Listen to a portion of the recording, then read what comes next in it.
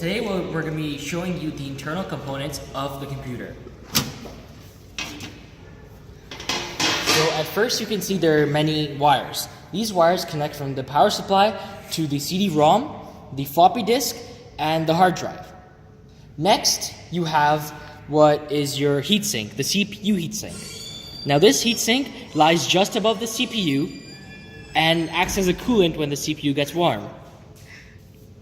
This is your IDE cable, which connects your motherboard to your floppy disk.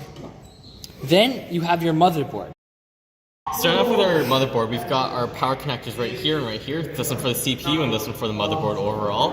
Talking about the CPU, we have our CPU socket right here with our CPU inserted. Beside that, we have our north and south bridge. The north bridge primarily handles the CPU and the RAM, while the south bridge handles all other peripheral connections.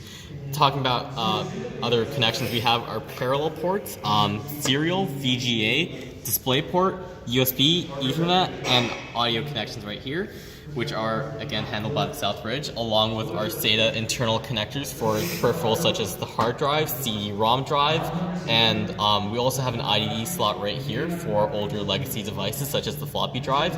Other connections include our PCI and PCIe express slots, which can be used to connect other peripherals such as graphics cards, network cards, and sound cards.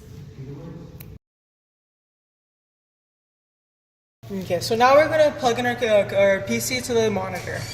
First we need to do is we need to plug in our cord that goes to the outlets into the power supply.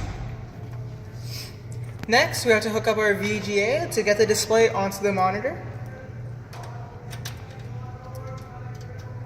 And finally, you can use the USB ports to plug in any external devices.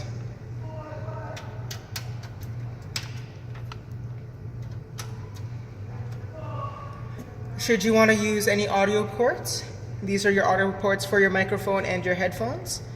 Your parallel ports also to send to data such as printing for a printer. All that's left is for you to turn on your power source.